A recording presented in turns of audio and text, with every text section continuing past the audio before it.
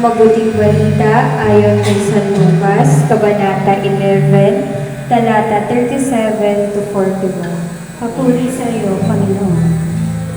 Pagkatapos magsalita, si Jesus ay inanyayahan ng isang pariseo upang kumain sa bahay niya. Nagpaunlak si Jesus at dumulog sa haba. Nagulat ang pariseo nang makita niyang si Jesus ay hindi muna naghugas ng kamay bago kumain. Sinabi sa kanya ng Panginoon, "Kayong mga pariseo, hinuhugasan ninyo ang labas ng baso at ng pinggan, ngunit ang loob ninyo ay punong-puno ng kasakiman at kasamaan. Mga hangal, hindi ba't ang lumikha ng nasa labas ang siya ring lumikha ng nasa loob?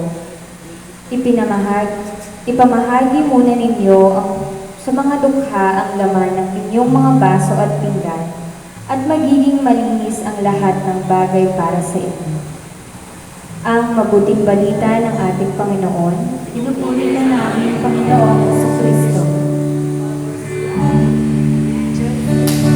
Palakpakan natin ang Panginoon.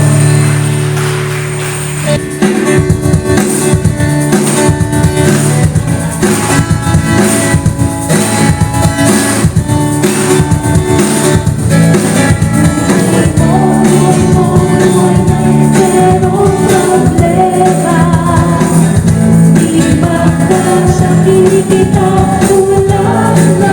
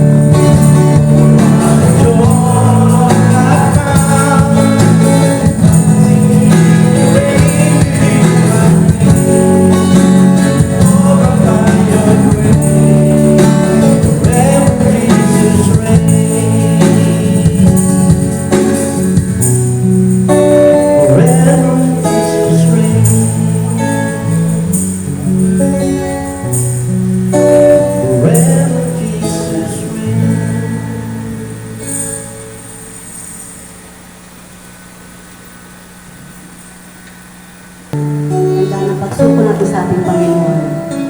Manamin natin ang presensya ng ating Panginoon.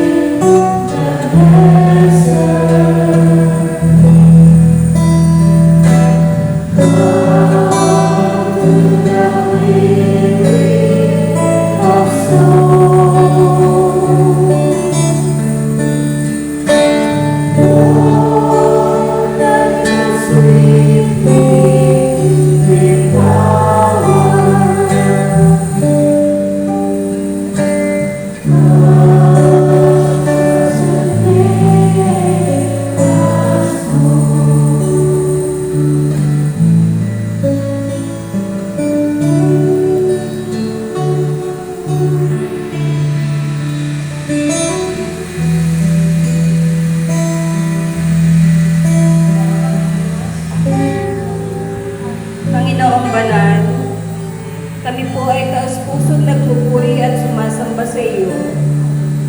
Niluluwalhati at dinarangal po namin ang iyong banal na pangalan. Talos namin ang iyong kapangyarihan at kadakilaan. Ikaw ang lumikha ng lahat ng bagay dito sa lupa at maging sa langit. Sa iyo nagbuhat ang aming buhay. Ikaw ang pinanggagalingan ng mga biyayang natatanggap namin sa araw-araw. Ikaw ang nagbibigay ng talino ng aming isipan, lakas ng aming katawan, kaligayahan ng aming mga puso, at kapanatagan ng aming mga diwa. Patawarin mo po kami, Amang Diyos, sa aming mga kasalanan. Patawarin mo po kami sa aming pagkukulang sa iyo, sa aming kapwa, sa aming pamilya at mahal sa buhay. Patawad po sa kasinungalingan ng aming mga dila, sa pagkakaroon ng maraming isip at puso. Patawarin mo po kami sa paminsan-minsan naming pagtalikod sa iyo. Lapatan mo po ng palinisan ng aming maruruming puso at isipan, upang malayo sa anumang dungis na siyang nagiging dahilan upang mailayo namin ang aming sarili sa iyo. Panginoon, dawaran mo po kami na mapagpatawad mong puso at bigyan mo po kami ng matibay na paninindigan upang itakwil ang kasamaan. Bigyan mo din po kami ng matatag na pananampalataya upang maging matibay sa mga tukso na dumarating at darating sa aming buhay. Panginoon namin, maraming salamat po sa araw na ito na muli mo kaming pinagtipon at sinamahan. Naway ikaw po, Panginoon, ang maguna sa bawat desisyon na aming gagawin at tanging kaloob mo lamang ang maguna dito. Salamat po sa pagpatnubay sa bawat isa sa amin. Salamat po sa laging pagsagot sa aming mga kahilingan. Maraming salamat po sa aming pamilya, trabaho, mga pangangailangan na pinagkapaloob mo po sa amin. Maraming salamat din po sa mga pagsubok na di mo kami pinababayaan at napagtatagumpayan po namin. Alam po namin na di po sapat ang pasasalamat lang sa lahat ng biyayang pinagkakalob niyo po sa amin. Lord Jesus, dasal po namin na magkaroon kami ng sapat na kalakasan upang magampanan namin ang aming mga responsibilidad bilang ama, ina, anak, kapatid, kaibigan at kapwa. Bigyan mo po kami ng tuwid na isipan upang sa bawat sandali ng aming buhay ay walang ilalaman kundi ang paglilingkod sa iyo. Bigyan niyo po kami ng kapanatagan ng isip sa araw at gabi na siya magsisilbing paalala sa amin na ikaw ay buhay na Diyos ng buong sanlibutan. Iligtas mo po kami sa mga kapahamakan at ilayo sa mga tukso ng sanlibutan. Upang sa aming buhay ay mapaglingkuran ka namin ng walang bahid ng pag-aalinlangan. Patuloy niyo po sana kami bigyan ng kalakasan ng katawan at ilayo sa anumang kapahamakan at karamdaman.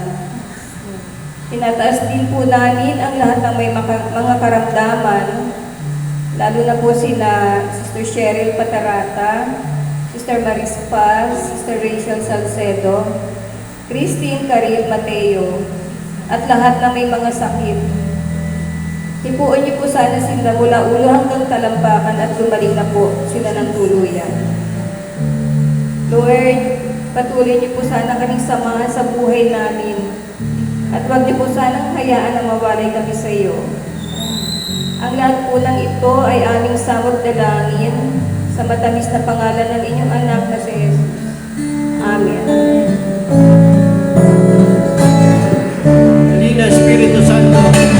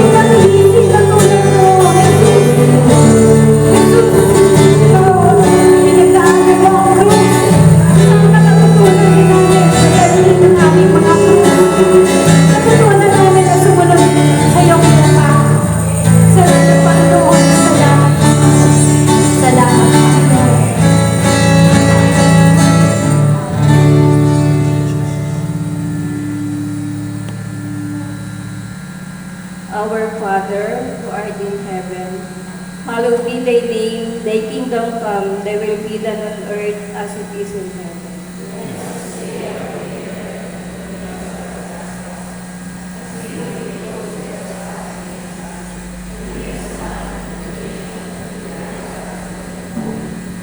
Hail Mary, full of grace, the Lord is with you. Blessed are you among women, and blessed is the fruit of thy womb, Jesus.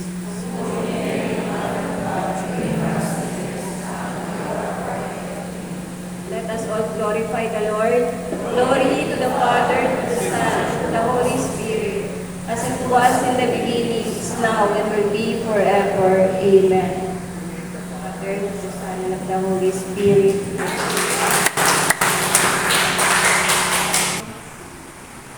Doon po sa mga hindi rin nakakaalam na kami po kasi matagal na kaming MA, pero medyo naging inactive po kami mga nakarang Naging active lang po kami ulit noong 2017. Nung natira ulit kami dito sa QC, dati po kasi tiga Manila kami. So, noong 2017 po, 2017 active ulit kami. 2018 po, nakuha kaming shepherd couple ng St. Philip. And the same year, naging couple coordinator po kami ng Family and Life ng parokya. And in 2019, naging head servant po nga kami ng BOG. So parang binuhos lahat ni Lord. Yung sabi niya siguro, tapos na yung mga anak mo, it's about time na mag-serve ka ulit. Kumbaga, talagang, nung mga time kasi na yun, talagang wala, may mga, okay na yung mga anak ko, nakalipat na kami dito. Sabi ko nga yung paglipat namin, walang kaplano-plano kasi yung bahay namin sa Maynila, amin talaga yun. E dito umuupa lang kami. Hindi ko alam sa mga anak kung bakit isipan nilang lumipat dito na sila daw bahala, sa rin, sa lahat. And naisip ko nga, sabi ko nga, kung nilipat tayo, gusto ko dun sa dating lugar namin. Ayoko nung malayo. So, talagang plano lahat ni Lord. Yung pinitira namin, best friend siya ng sister ko, na biglang hindi naman pinapaupahan yung lugar nila. Merong 5 doors na doon, hindi talaga nila pinapaupahan. Biglang pinaupahan, tapos pinapunta kami doon, hanggang nagkasundo nga, nalipat kami dito. So ayun, yun yung naging start ng So since, yun nga, wala nang nag-aaral, naging active ulit kami. And binigay naman ni Lord yung mga responsibilities, buhos naman. Pero yun nga, dapat nga po, nasabi ko nga dapat 3 years lang kami talaga, pero nag-pandemic, hindi nakapagpaklase. Dapat, nung 2020 po dapat, pagpapaklase na. Nag-deposit na po kami ni Sister Eloisa at ni Sister Lorna doon sa OMI. Tapos biglang dineclare na lockdown. So, buti na lang nakuha na reimburse namin yung pera ng buo. So, ayun, yun na, the rest is history, nagka-pandemic, nawala yung mga activities, puro online lang, kaya nga po nagkaroon tayo ng GC, ng chat group, nagkaroon tayo ng mga online na mga activities. And hindi rin po madali, kahit po pandemic, kailangan din kumilos. Nung mga time na yon, diba, sa community natin, maraming nagka-COVID, maraming hindi man members, yung mga family. Ang ano nun talaga si Brad Al, talagang kasi siya talaga yung pumupunta doon sa bahay-bahay na pag may mga bibigay ng mga ayuda, siya yung pumupunta sa mga bahay-bahay na And ang hirap po dahil mga time na yon, buntis at nanganak yung manugang ko. Sobrang higpit ng anak ko kasi magkakasama pa kami sa bahay. Siyempre, lahat naman po siguro ganun. Kaya yung labas namin puro patakas talaga na mahirap. Pero rausan po yun, ito po tayo ngayon and sabi ko nga, we did our best. But if our best wasn't good enough, kakanta lang. Pasensya na po kayo. Hindi yung mga, kung may mga pagkukulang po, kung may mga flows, kung meron kami mga hindi nagawa, sorry po. And alam ko naman na alam ni Lord na talagang pinilit namin na makapag-serve sa inyo. Sabi nga, servant, diba? Huwag nating pairaling yung head. Servant, ikaw yung hindi man, pangit bang sabihin na alipin, kumbaga ikaw yung dapat talagang inaalagaan mo, yung diba, yung kawan na So ayun po, ngayon po, puso po puso po namin ililipat kay Brother Rick at Sister Johnny yung aming pagiging health server.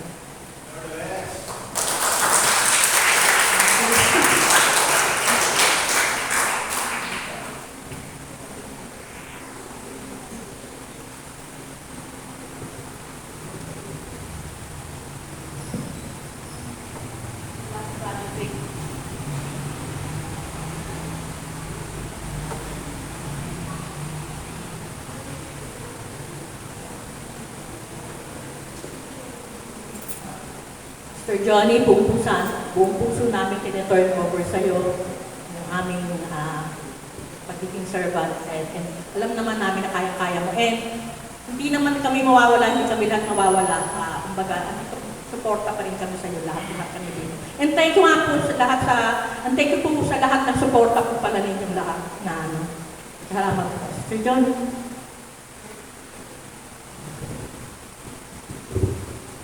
Magandang gabi po sa ating lahat. Ako hindi ko alam pa rin kung ano sasabihin ko, pero thy will be done. Lahat ng ito, alam ko na may reason si Lord. Bakit kami siguro yung napili na, yung ganun ba? Pag naiisip ko rin, kahit na, yun nga, hindi talaga madali, pero sabi nga, based sa ating mga naririnig, napapakinggan, ang paglilingkod sa Diyos ay hindi mabilis, ay hindi madali, hindi mabilis. Yung ganun ba? Although, while akala natin, pag na kay Lord na, pag masaya, ganun na, pero hindi Siguro talagang nagiging magaan lang dahil alam natin na kasama natin ang Diyos. So, yun lagi ko sinasabi na lahat naman tayo, maraming pinagdaraanan, iba-iba nga lang. Pero, dahil nasa atin na ang Diyos, kiniklaim natin na hindi tayo pinababayaan, kaya nakakaya natin ang lahat, diba? Yun nga kwento ni Sister Susan, iisipin ko, kaya namin. Pero sa dami din ng pinagdadaanan namin, especially ngayon, na bahala na nga talaga si Lord. Marami pa rin akong ngayon, sa oras na to, marami talaga. Pero, thy will be done. Alam ko may reason si Lord at alam ko na hindi niya tayo pababayaan. Kaya pagpasensyahan niyo na ako. Kami, wala si Brad Husband kasi nga nagkataon din na masama ang pakiramdam niya. So, hindi ko alam kay Lord. Basta taas natin lahat, ipag-pray niyo kami na kaya natin ito. Sa atin ito, sabi nga, kubaw tayo, pero ito, BOG, sa atin ito. Diba? For how many years? Napunta kami dito 2003, hindi pa BOG that time. Pero pag iniisip ko po nung panahon na yon, ang dasal ko,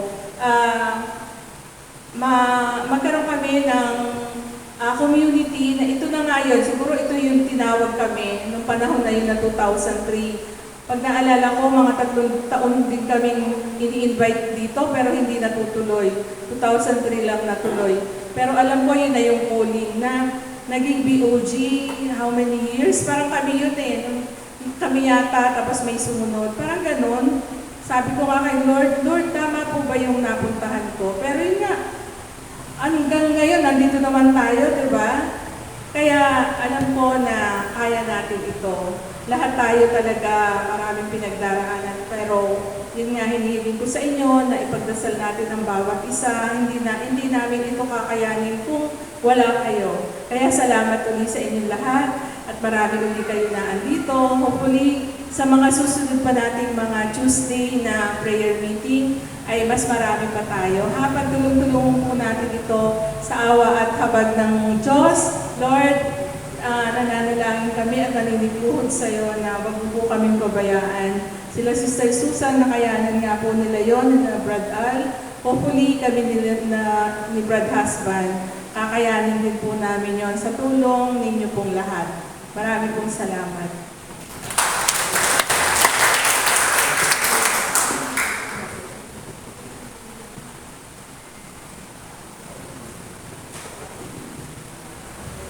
So, ang nais ko rin po namin pasalamatan pala yung aming naging coordinator sa aming term. Sa worship po, si Brother Cyril and Sister Shep Patarata. Pwede po tumayo.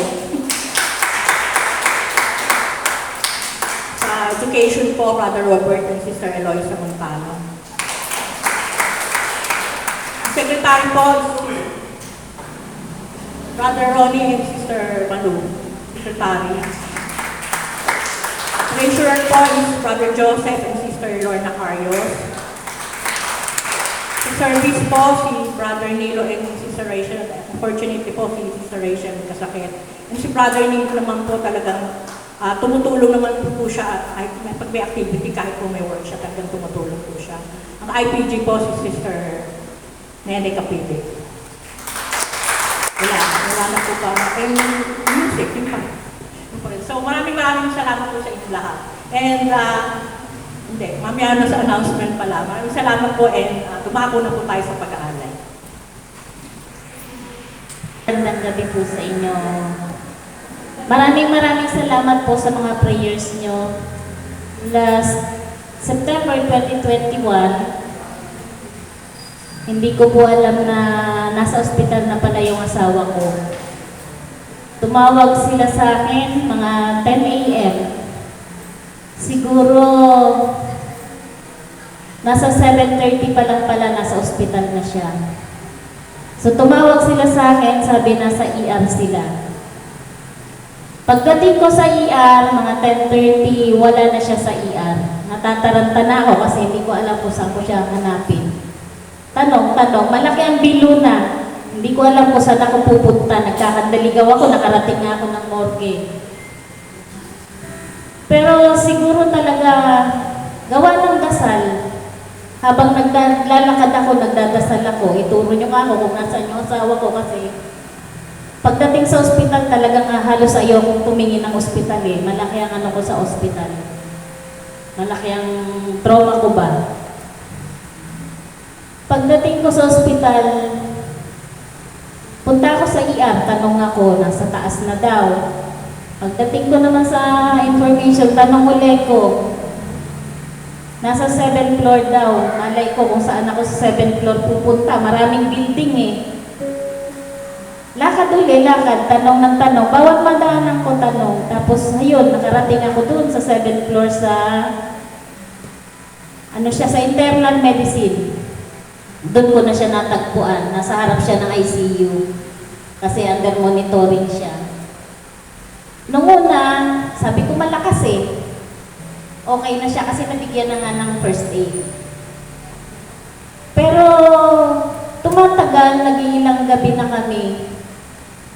Inaabot ako ng kaba kasi yung puso niya hindi nagno-normal. Yung BP niya bumabagsak. Nag-80-60 siya. Nang dinala siya, nasa 200 ang BP niya.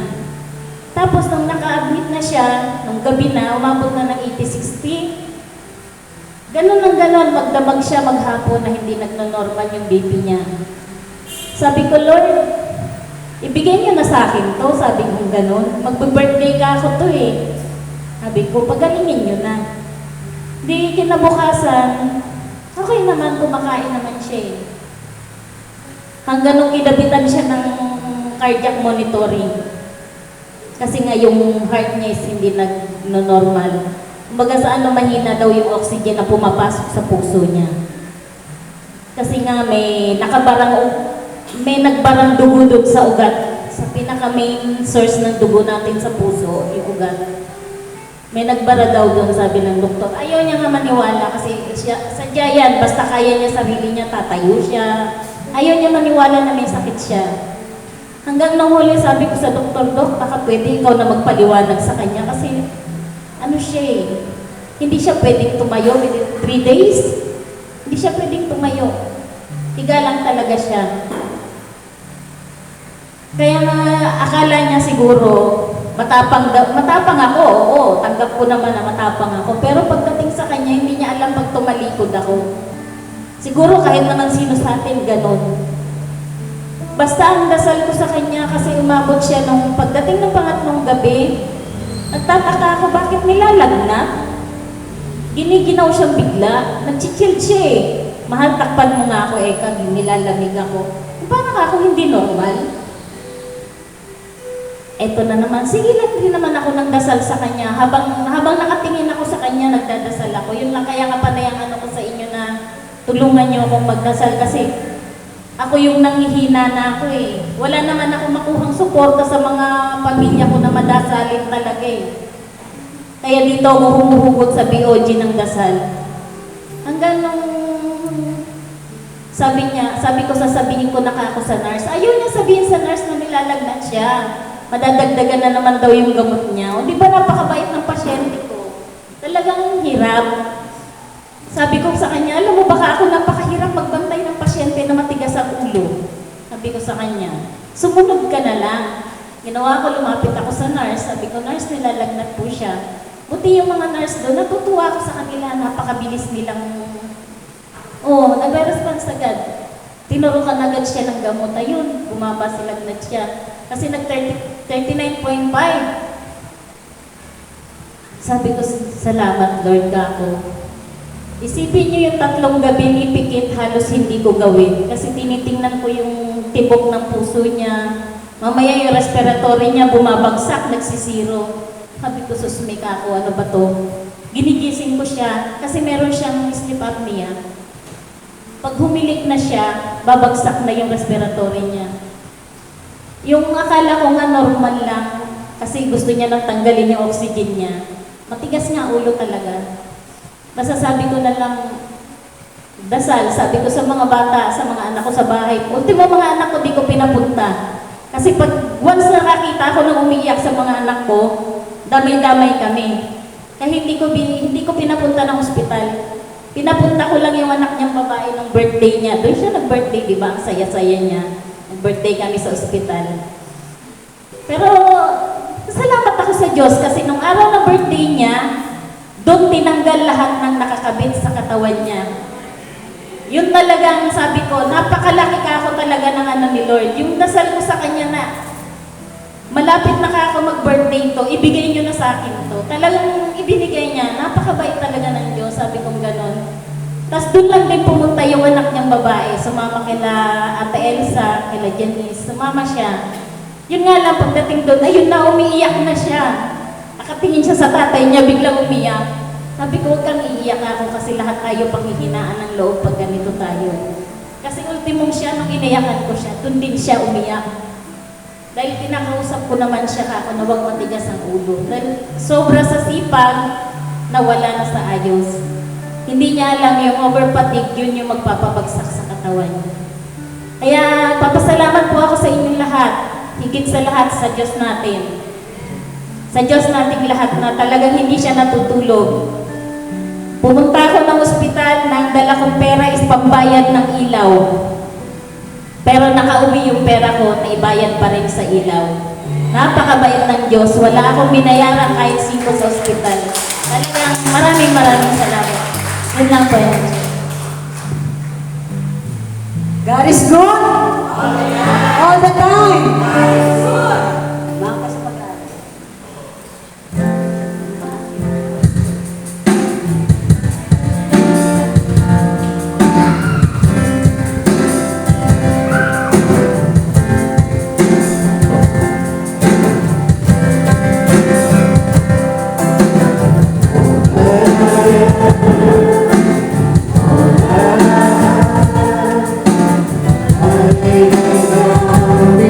Thank you.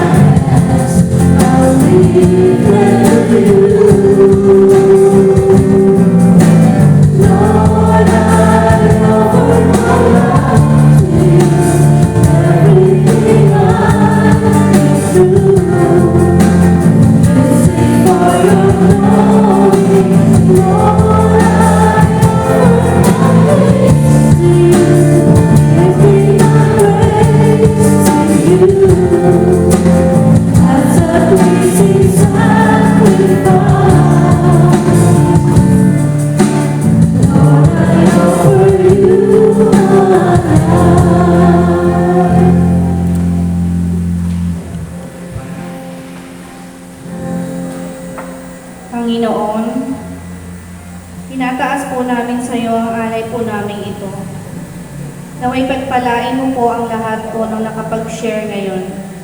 Naway magamit po namin ito nang naaayon po sa iyong kalooban. Amen. Our Father, who art in heaven, hallowed be thy name. Thy kingdom come, thy will be done on earth as it is in heaven.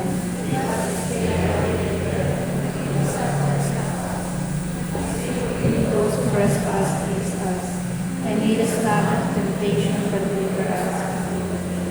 Hail Mary, full of grace, the Lord is with you. Blessed are you amongst women, and blessed is the fruit of your womb, Jesus.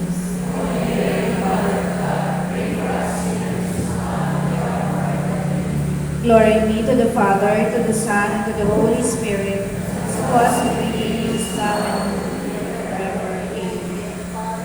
And in the Father, the Son, and the Holy Spirit. Amen.